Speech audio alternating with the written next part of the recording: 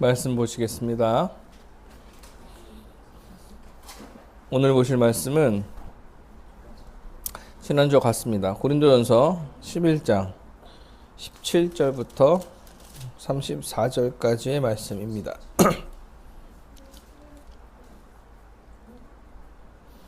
17절부터 34절까지인데요. 오늘도 한번 다 함께 본문을 함께 읽어보도록 하겠습니다.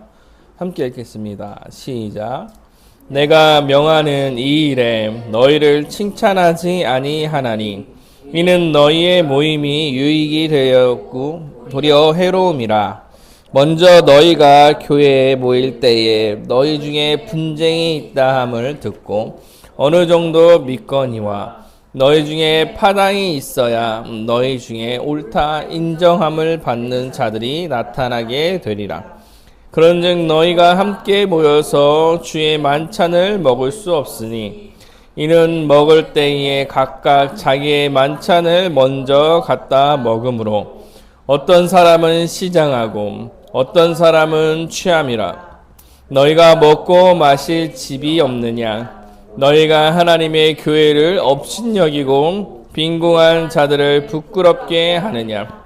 내가 너희에게 무슨 말을 하랴? 너희를 칭찬하랴? 이것으로 칭찬하지 않노라.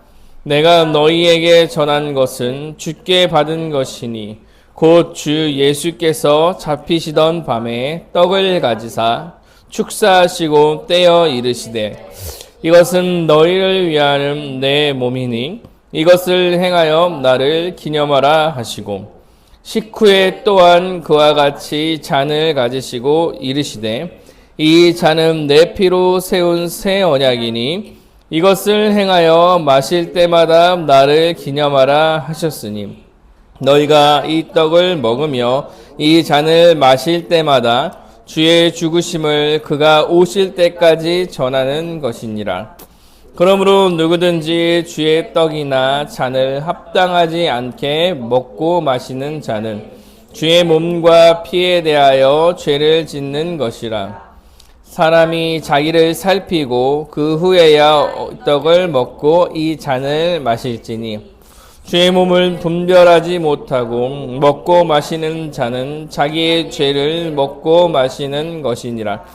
그러므로 너희 중에 약한 자와 병든 자가 많고 잠자는 자도 적지 아니하니 우리가 우리를 살폈으면 판단을 받지 아니하려니와 우리가 판단을 받는 것은 주께 징계를 받는 것이니 이는 우리로 세상과 함께 정죄함을 받지 않게 하려 하심이라. 그런즉 내 형제들아 먹으러 모일 때에 서로 기다리라. 만일 누구든지 시장하거나 집에서 먹을지니 이는 너희의 모임이 판단받은 모임이 되지 않게 하려 함이라.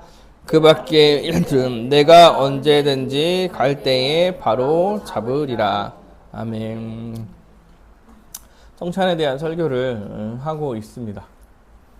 오늘 성찬을 마지막 설교를 하고 주계산을 제가 잘못해가지고 4주인 줄 알았는데 5주더라고요.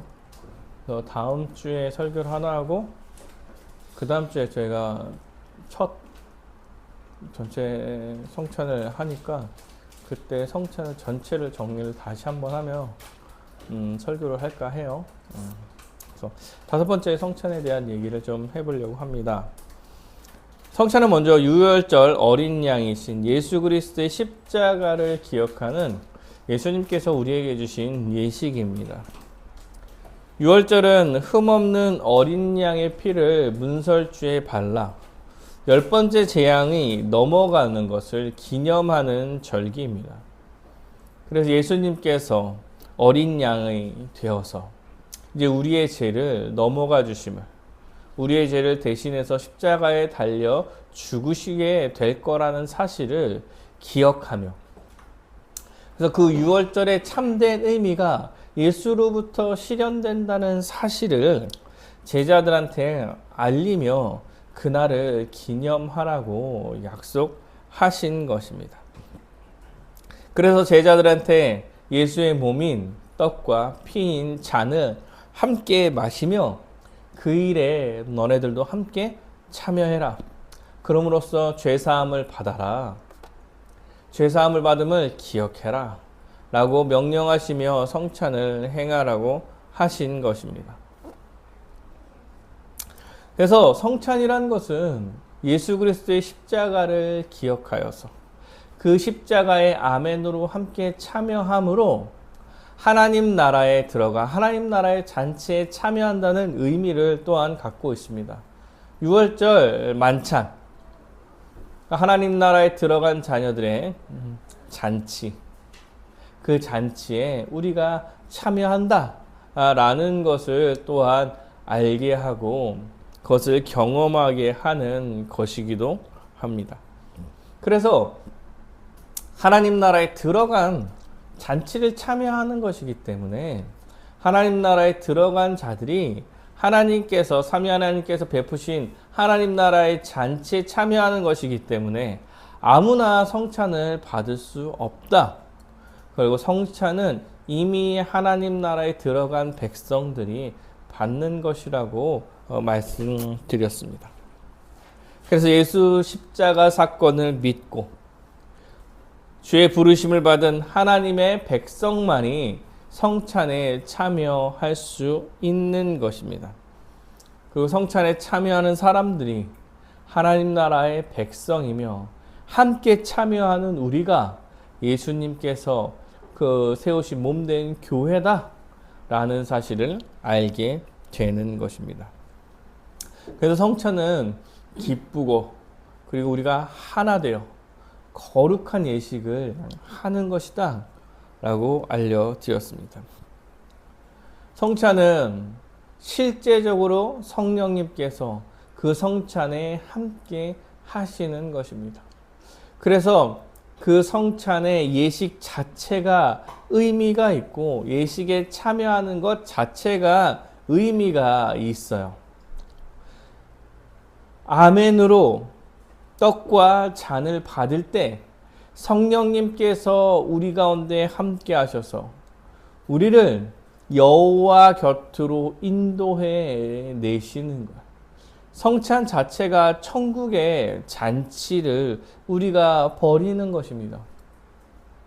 실제로 성령님께서 함께 하셔서 하나님 나라에서 예수님과 함께 그 성찬을 누리도록 해 주시는 거야.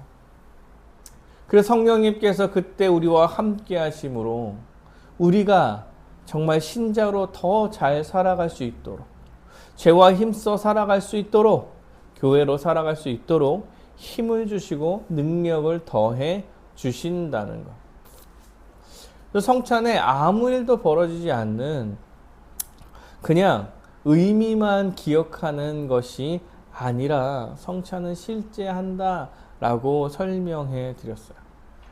이게 칼빈이 얘기한 이제 영적 임재설이죠. 영적 임재설. 근데 우리가 이제 너무 익숙해지고 너무 자주 하다 보면 상징, 그냥 하나의 상징이구나라고 조용히 좀 형식화되어 가고 있는데 그것이 아마 문제가 될 거다라고 말씀드렸습니다. 그리고 지난주에는 이제 바른 성찬을 행하기 위해서는 먼저 말씀을 잘 받아들이고 말씀을 중요하게 생각해야 된다라고 말씀해 드렸어요. 오늘 말씀을 통해서 이제 있었던 얘기죠.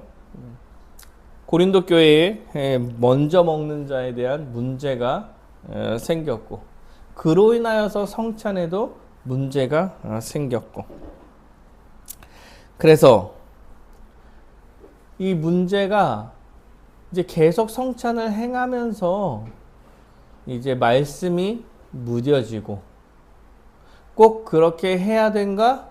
라고 생각하고 불편함을 좀 겪지 않고 하고 싶은 대로 하려고 하고 그러다 보니 이렇게 성찬을 가르쳐줬던 사도 바울이 그 사람이 사도인가?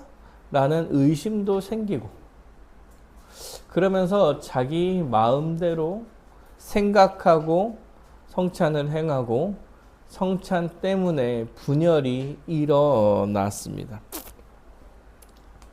그래서 주의 말씀을 기억하지 못하고 무뎌지는 것이 성찬이 무너지는 하나의 계기가 된 것이죠. 말씀은 이제 생명의 양식으로 은혜의 수단입니다. 모든 것이 말씀으로 분별되어져야 하기 때문에 우리가 성찬을 행하는 것, 성찬을 잘 행하는 것도 말씀을 잘 듣고 말씀 가운데서 성찬을 행하는 것이다. 그러므로 우리는 항상 말씀을 가까이 해야 한다.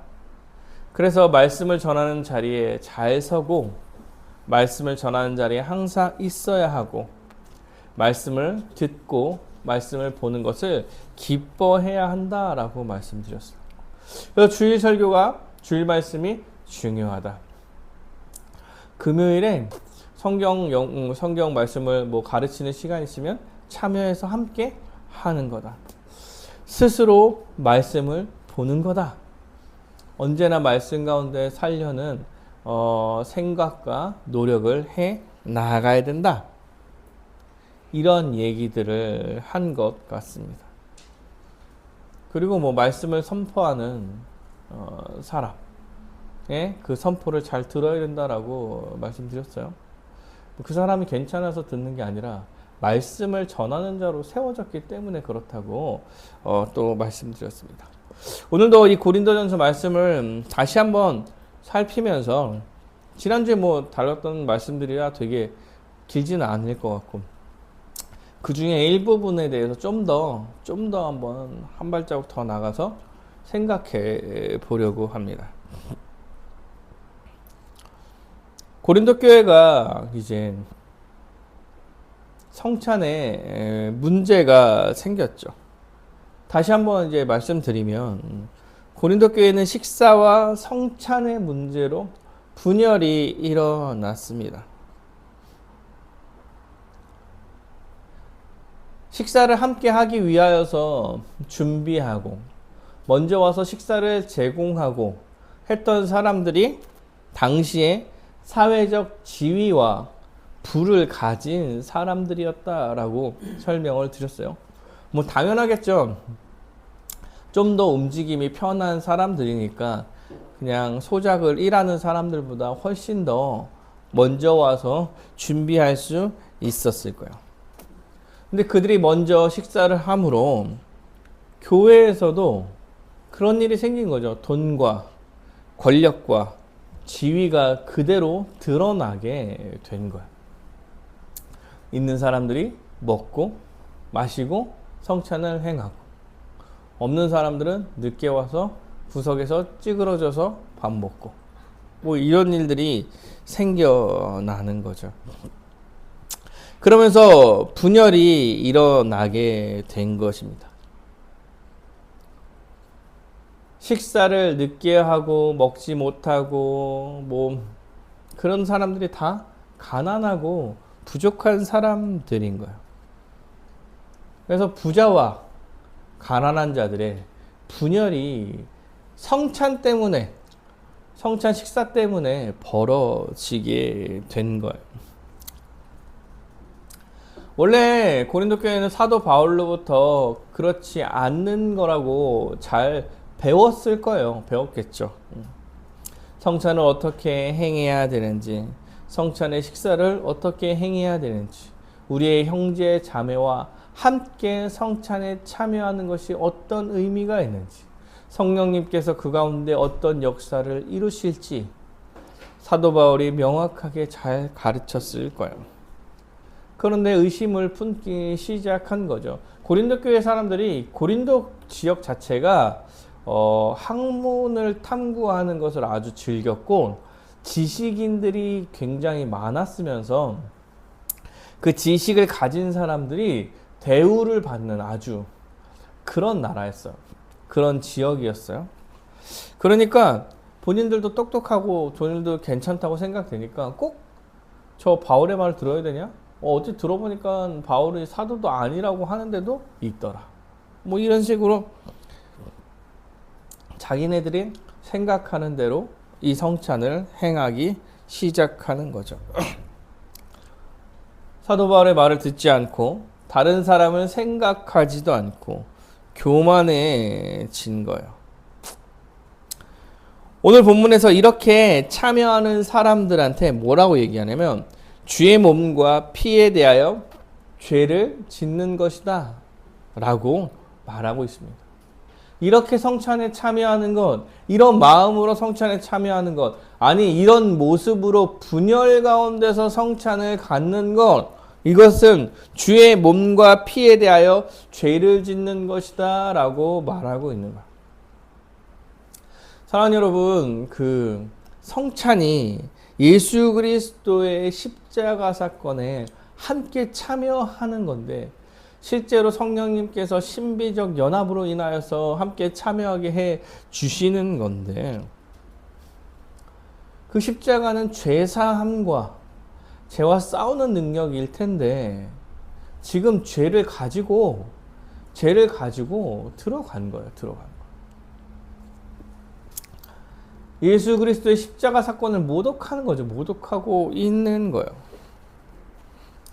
주의 몸과 피는 다 십자가로 인해서 죄사함을 받고 우리가 죄사함을 받은 자로서 살아가는 모습에 대한 얘기를 하고 있는데 그 죄사함을 받고 살아가는 모습을 또 죄인으로서 만들어 버리는. 그래서 그 예수 그리스도의 십자가를 모독하는 일이 죄를 가지고 그 성찬에 참여하는 거예요. 예수님을 안 믿는다, 막 거부하는 거, 막 욕하고 이런 게 모독이 아니라 우리한테는 죄를 가지고 성찬에 참여하는 게 그 십자가를 모독하는 거예요. 그리고 얘기합니다. 죄를 먹고 마시는 것이다. 그렇게 성찬에 참여하는 것은 내가 지은 죄와 내가 지은 죄를 먹고 내가 지은 죄를 마시는 거야. 그래서 심판 가운데 서는 거야 라고 말하는 거예요. 성찬은 성령님께서 우리와 함께 하셔서 우리를 끌어올려 예수 가운데 거하여서 예수와 함께 그 성찬에 참여하여 복을 누리게 해주시는 그런 예식이라고 지난주에 설명드렸어요. 그럼 그리스도의 몸과 피를 기억하며 회복을 누리고 또한 그리스도의 몸과 피로써 우리가 죄사함을 얻었다는 사실을 기억하며 기뻐하는 이런 게 성찬인데 자신의 죄를 먹고 마시는 거야. 그냥 내 죄를 먹고 내 죄를 마시고 나 죽겠습니다. 심판받아 죽겠습니다. 라고 이야기하는 것과 같다는 거죠. 거룩하신 주 예수 그리스도 곁으로 나아가는 것인데 거룩하신 그 주 예수 그리스도 곁에서 죄를 가지고 예수를 짓밟겠다라고 이야기하는 게 죄를 가지고 성찬에 참여하는 거예요. 그래서 성경이 명확하게 이야기하는 거예요. 자신을 살펴서 성찬에 참여해야 한다 이렇게 이야기하는 겁니다. 오늘 본문에도 33절에 마지막에 그러잖아요. 나머지는 내가 가서 해결할 테니까 지금 이거는 명확히 판단해서 해야 돼. 지금 해야 돼. 사도 바울이 고린도 교회 편지를 쓰면서 급한 거. 성찬에 대해서 잘못됐다는 얘기를 들었죠. 내 형제들아 모일 때 서로 기다려라. 시장하면 집에서 먹고 와라. 너희 모임이 판단을 받게 될 건데 지금 고쳐야 된다. 당장 이렇게 얘기하는 거잖아요. 편지에 쓰는 거잖아요. 그리고 뭐라 그래요? 그 밖의 일들은 내가 언제든지 가서 바로 잡을 테니까 이건 해야 돼. 죄를 먹고 마시고 있기 때문에 그러는 거예요. 성령님께서 실제하심으로 죄를 먹고 마시고 있는 그 상황 가운데 계속 거해 나가는 거잖아. 사도 바울은 급해요, 급해. 그거 안 된다, 안 된다. 죄를 가지고 참여하면 안 된다. 그러니까 기다려라, 기다려라. 그거 몇 분 못 기다리냐? 1시간, 2시간 기다려서 같이 먹고 같이 성찬에 참여해라. 너무 배고프면 집에 좀 먹고 와라. 지금 먹으려고 모이는 게 아니지 않냐? 라고 지금 이야기하고 있는 거예요. 당장 고쳐야 돼, 당장 지금. 그게 중요한 일이야. 라고 사도 바울이 말하고 있는 거야. 죄를 짓는 자들한테 죄를 가지고 그 성찬에 참여하지 말라고 엄히 경고하고 있는 것입니다. 그러면 여러분 이걸 가지고 여러분 죄가 있으면 성찬에 참여하지 말아야 되니까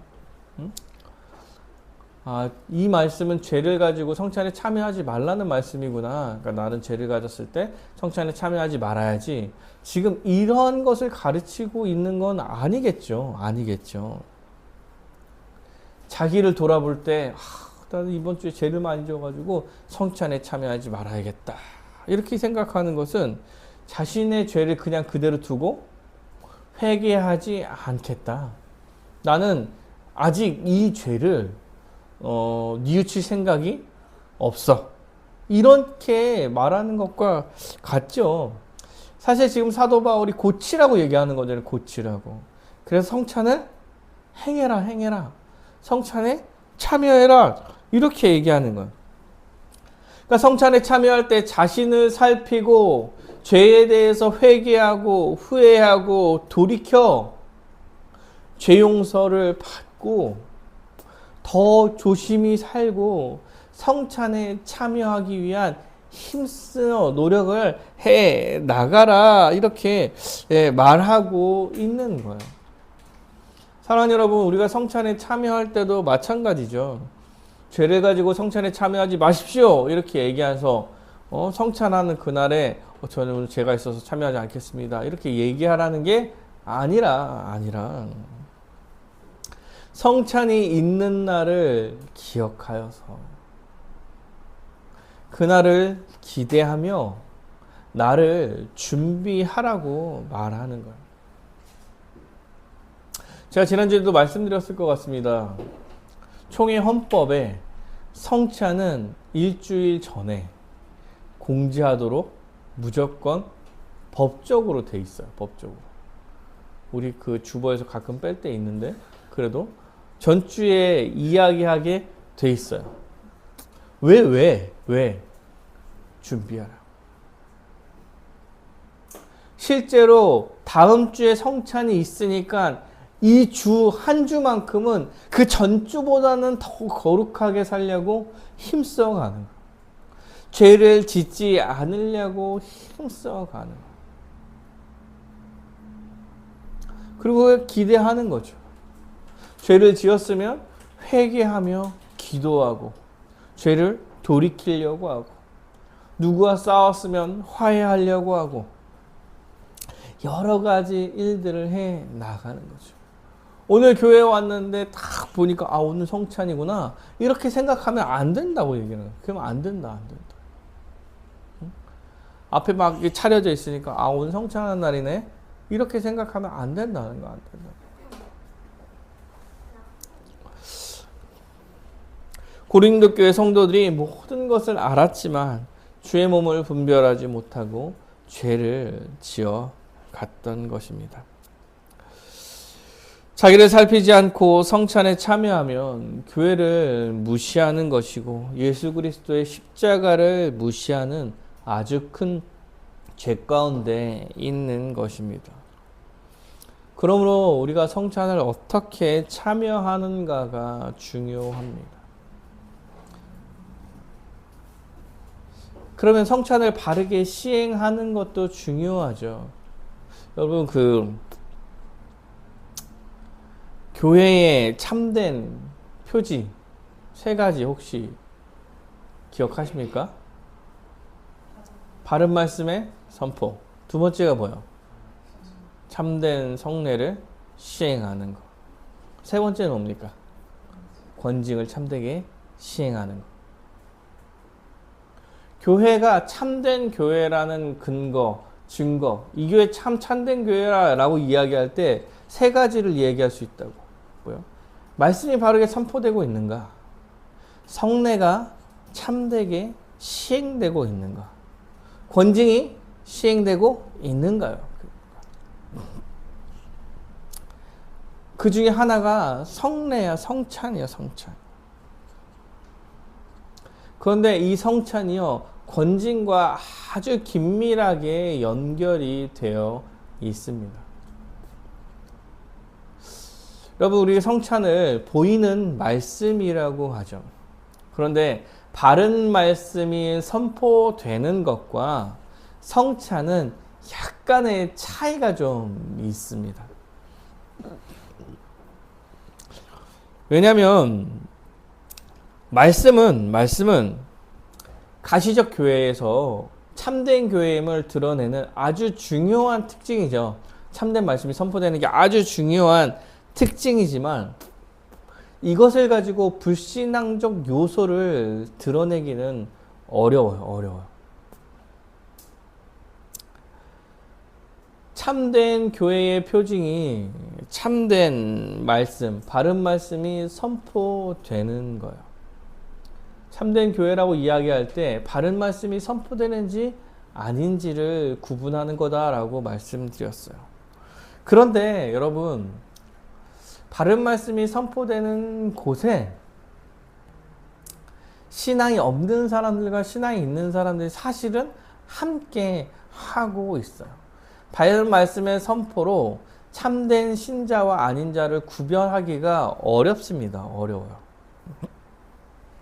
왜요? 말씀은 선포되는 것이죠. 선포되는 것이죠. 그래서 누구나 들을 수 있는 것이고, 말씀의 역할은 성례와는 좀 차이가 있습니다. 말씀의 선포의 역할은 선포되어진 말씀을 듣고 믿음이 생길 수도 있어요. 이게 바른 말씀이 선포되는 것의 하나의 역할이겠죠. 그러면 믿음이 없었던 사람도 참여할 수 있는 게 바른 말씀이 선포되는 것이에요. 예배겠죠, 예배. 그리고 바른 말씀이 선포되면서 그 말씀을 듣는 자들이 신앙이 좀 성장하기도 하겠죠. 그래서 이게 말씀이 선포되는 것의 목적이고, 그러면 받는 사람에 따라서 좀 달라지는 게 생기는 거죠. 그럼으로써 복음을 듣고 알게 되고 믿음이 생기는 역할을 하기 때문에 사실은 말씀이 선포되어지는 곳에는 누구든 다 들어올 수 있어요. 그래서 예배를 드리러 오는 사람을 막아설 수가 없죠. 막아설 수가 없어요. 누가 어떻게 받아들이지 상관없습니다. 말씀은 누구한테나 선포되고, 바른 말씀을 잘 받아들이는 사람은 하나님 나라의 복된 그 말씀의 혜택을 누리게 되는 거예요. 불신앙적인 태도를 가지고 있다고 예배 참여하는 걸 제재하지 않아요. 근데 문제가 되는 경우가 있어요. 문제가 되는 경우가 있어. 어떤 때 문제가 돼요? 공식적인 가르침, 예배를 아예 방해한다던가. 응? 그러면 문제가 돼요. 그러면 문제가 됩니다. 아주 큰 문제가 돼요. 예배 방해죄는 아주 큰 문제가 돼요. 여러분 혹시 그런 거 겪어보시지는 못했을 거지만, 담임 목사님이 되게 이상한 사람이어가지고, 근데 이제 설교하고 있는데 장로님이 똑바로 하세요 이렇게 얘기하면 장로님이 거의 그 예배 방해죄로 아주 큰 벌을 받게 됩니다. 교회법으로. 아무리 저 사람이 이상해도 예배 후에 예배 후에 해야 돼. 예배 후. 예배가 드려지는 시간에는 어떠한 방해도 하면 안 돼요. 그래서 성도가 예배를 방해하면 절차에 따라 건징이 진행됩니다. 건징이 진행돼요. 그래서 여러분 예배를 방해하시면 안 돼요. 예배를 방해하시면 안 됩니다. 또한 뭐 말씀을 듣고 공개적인 자리에서 그 말씀이 부인하거나 말씀을 전한 이제 사람을 욕할 때 그 말씀이 이상하지 않음에도 불구하고 자신이 받아들이기 싫어서 욕할 때 이런 거 아주 큰 문제가 돼요. 그러나 예배를 드릴 때 누구나 와서 다 선포되어진 말씀을 듣는 것은 아무런 문제가 없다. 그런데 성찬은 좀 달라요. 성찬은 좀 달라요. 보이는 하나님의 말씀, 성찬을 보이는 하나님의 말씀이라고 이야기하는데 말씀이 선포되어지는 것과 성찬은 아예 의미가 조금 달라요. 이미 삼위 하나님께서 베푸신 잔치에 참여하는 것이기 때문에 하나님 나라의 성도들만이 성찬에 참여할 수 있는 거예요. 그러므로 신앙이 검증되어서 지역교회에 한 몸으로 들어오고 있는 등록 세례 교인만이 성찬에 참여할 수 있는 자격이 주어지는 거예요. 오늘 내가 이렇게 딴 교회 이렇게 딱 간다고 그 성찬에 참여하는 게 아니에요. 내가 뭐 어디 지금 이번 주에 부산에 어디 교회 가가지고 예배를 드려요. 성찬을 하는데 나도 세례교인입니다. 성찬을 받을 수 있는 게 아니에요. 원래 그 지역의 등록 교인들, 그래서 검증이 돼야 돼. 검증이 돼야 되는데 그날 온 사람을 검증할 수가 없잖아요. 그래서 혹여나 죄 가운데 있었던 사람이랄 수도 있기 때문에 그 교회에서 알지 못하고 검증하지 못한 사람은 그 성찬에 함께 참여하지 않아요. 죄를 가지고 성찬에 참여하는 것은 굉장히 큰 문제가 되기 때문에 그래요.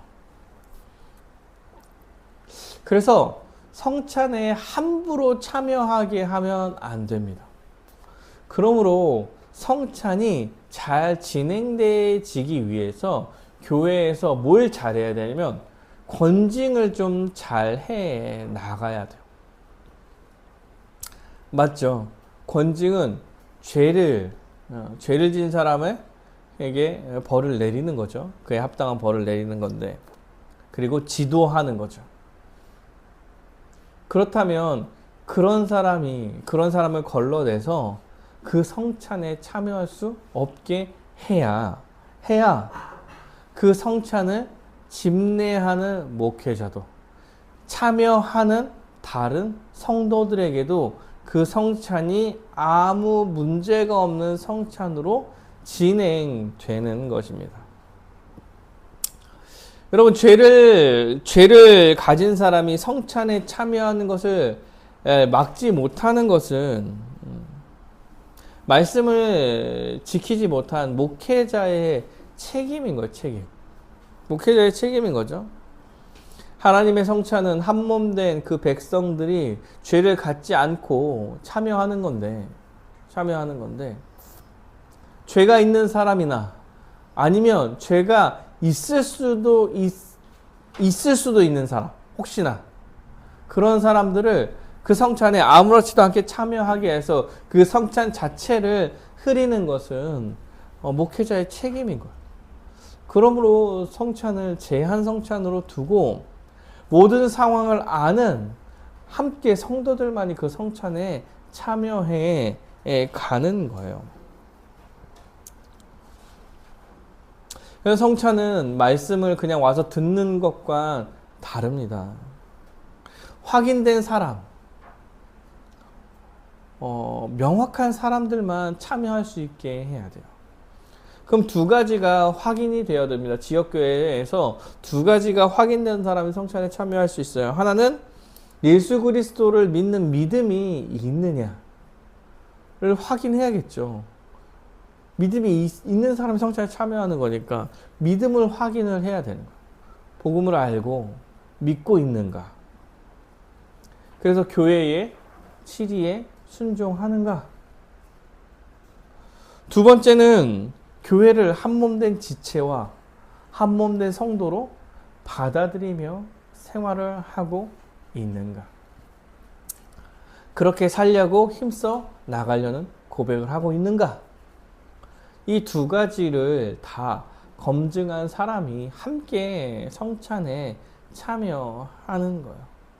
이 두 가지에 대해서 그렇습니다. 저는 그렇게 하겠습니다. 라고 말하는 사람이 함께 성찬에 참여한다는 것입니다. 그래서 등록교인이자 세례를 받은 사람이 함께 그 성찬에 참여한다고 말하는 거예요.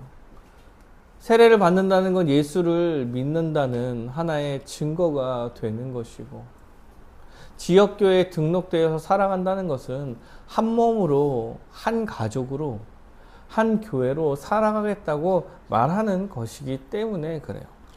이 두 가지가 확인된 사람이 우리는 함께 성찬에 참여하며 하나님 나라의 잔치를 누리는 것입니다.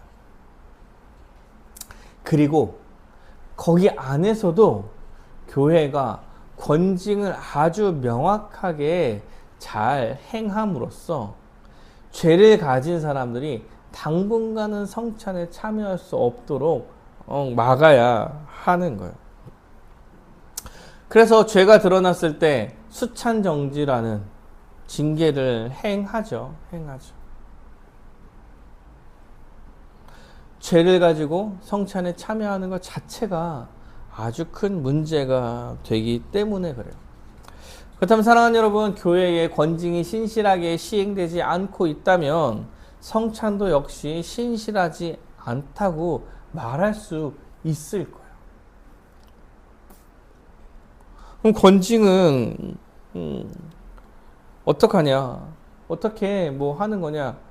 할 때 좀 그 대준이가 한번 해달라고 얘기했는데, 그렇죠? 명확한 기준을 가지고 좀 하긴 해야겠죠. 그거는 이제 다음 기회에. 그러나 이제 큰 기준은 있어요. 어떤 큰 기준이 있냐면, 그러면 교회에서 권징을 행할 때는 명확한 죄가 드러났을 때. 여러분, 우리 모두는 사사로운 죄들을 갖고 살아요. 가끔 남에게 화내고 짜증도 내고 다투기도 하고 그렇게 살아가죠. 여러분, 이런 거는 사실은 자잘한 죄들인 거죠. 이런 것들은 서로 사랑함으로 약점을 덮어주고 스스로는 주님 앞에 회개하고 돌이키려고 노력하면서 서로를 받아들이며 살아가는 거예요. 또 있죠. 우리 권징의 절차가 있잖아요. 먼저 본 사람이 가서 죄를 뉘우치기를 권면하고, 두세 사람이 가서 또 권면하고, 그것도 듣지 않을 경우에 교회에 이야기하는 거잖아요. 근데 가서 얘기했는데 잘 들어. 회개하고 돌이키려고 그러고 노력해. 여러분, 권징의 대상이 아니죠. 권징의 대상이 아닌 거야, 이렇게는. 혼자 맨날 잘못해. 혼자 막 속으로 막 욕 엄청 했어. 이런 거, 돌이켜 회개하는 거, 돌이켜 회개하는 거. 이런 것을 교회에서 권징하지 않아요. 아주 명확하게 드러난 죄에 대해서, 그리고 이 죄가 교회에 큰 영향을 미치려고 할 때 우리는 그 죄에 대해서 권징을 행하는 거예요. 그래서 실제로 큰 피해를 이웃에게 줄 때 거짓말을 하거나 사기를 치거나 뭐 보복을 하거나 이간질시켜서 교회를 흐리거나 아니면 이단적인 사상과 말씀을 전하거나, 이단적인 사상과 말씀을 전할 때는 즉각 처리할 수 있어요. 아주 큰 문제이기 때문에 그래요. 이런 게 드러나서 명확하게 잘잘못이 따져지고 회개하지 않고 돌이키지 않을 때 권징하는 거죠. 그리고 권징하는 순간에도 돌이키고 있다면 그것에 맞춘 뭐 하나 그 대가, 형벌, 벌을 좀 치르게 하는 거죠. 그럴 때 죄에 대한 문제를 해결하고 있을 때 성찬에 참여하지 못하게 하는 겁니다. 혹시나 해서 그런 거죠. 혹시나 해서 그런 거. 그래서 권징이 잘 시행되고 있으면 성찬도 보호받는 거예요. 수찬정지 6개월. 이게 속된 말로 수찬정지 6개월 때렸다. 이렇게 얘기하면 사실 현재 한국교회에서는 수찬정지 6개월 딱 그래서 한 5월에 맞았어요. 그러면은 한 번 안 하면 끝. 수찬정 한 번만 안 하면 끝이야. 그래서 뭐 별거 아니네. 이렇게 생각할 수 있는데 실제로는 성찬에 참여하지 못하는 건 아주 큰일이야. 아주 큰일. 본인한테. 보이는 말씀에 대한 은혜를 누리지 못하는 것이기 때문에 그렇습니다. 뭐 우리는 좀 더 크게 느끼겠죠. 6개월을 못하면 6번을 못해야 되니까 다른 사람들이 함께 성찬에 참여하는 것을 보면서 돌이키고 회개하는 시간을 갖게 되겠죠. 사랑하는 여러분, 이럴 때 성찬에 참여하지 못하는 거예요. 그러면 교회가 교회답게 교회의 힘을 증명하면서 살기 위해서는 말씀이 잘 선포되는 것과 동시에 성찬이 바르게 진행되고 또한 성찬을 지키기 위해서 권징이 잘 시행되어야 우리는 바른 성찬을 잘 해 나갈 수 있는 것입니다. 말씀을 좀 맞춰 보려고 합니다. 사랑하는 여러분, 성찬을 기대하는 마음으로 준비해 나가야 합니다. 우리가 죄를 가지고 성찬에 참여할 수 없어요. 그리고 성찬이 언제 하겠다라고 주어진다면 여러분 성찬을 준비하며 나를 돌이키고 회개함으로 좀 더 주님 앞에 거룩하게 살려고 노력해 가야 되지 않겠습니까? 우리는 성찬을 정기적으로 행하고 있습니다. 매달 첫째 주에 큰 일이 없으면 매달 첫째 주 주일에 성찬을 행하고 있어요. 그러면 우리는 사실 공개되지 않는다 하더라도 성찬이 언제 할 것을 알기 때문에 기억하며 준비해야 합니다.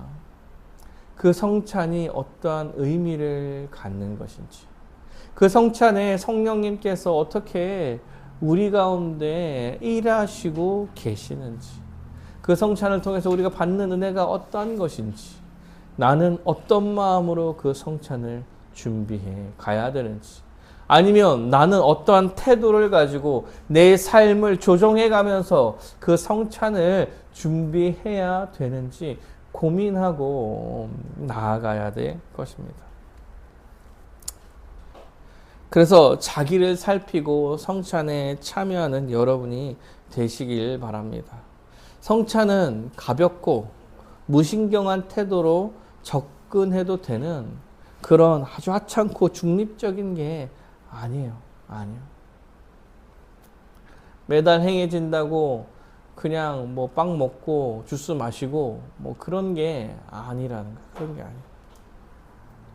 그리스도의 임재 안으로 들어가고 그리스도의 임재 안으로 나아가는 것인데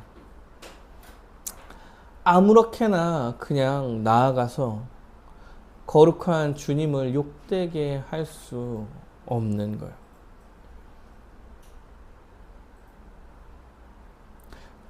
하나님의 거룩한 땅을 짓밟는다. 이렇게 표현합니다. 이렇게 표현해요. 그리고 오늘 성경에서는 성찬에 아무렇지도 않게 죄를 갖고 참여하는 것은 목숨을 걸어가는 거예요. 목숨을 걸고 참여하는 거, 목숨을 걸고. 성찬이라는 것은 영적인 생명을 얻는 것인데, 우리가 죄를 갖고 그 성찬에 참여하는 것은 심판의 날에 임할 진노를 쌓아가는 것입니다.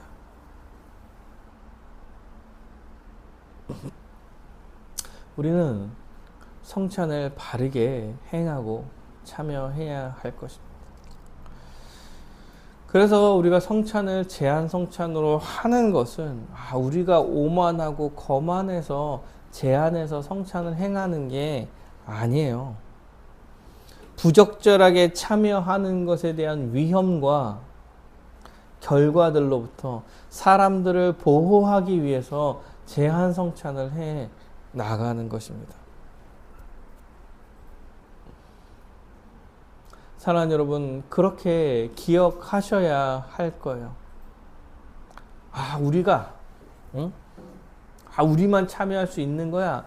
이렇게 해서 참여하는 것보다 그 성찬의 거룩함 때문에 혹여나 다른 사람들이 이 성찬 때문에 피해를 얻을 수도 있기 때문에, 성경에서 성찬에 죄를 갖고 참여할 경우에 심지어 잠잔다, 죽을 수도 있다 라고까지 이야기하고 있으므로 우리는 사람들과 옆에 있는 사람들을 보호하고 또한 거룩한 모습으로 성찬을 보호하기 위해서 제한 성찬을 해 나가는 것임을 기억해 주시길 바랍니다.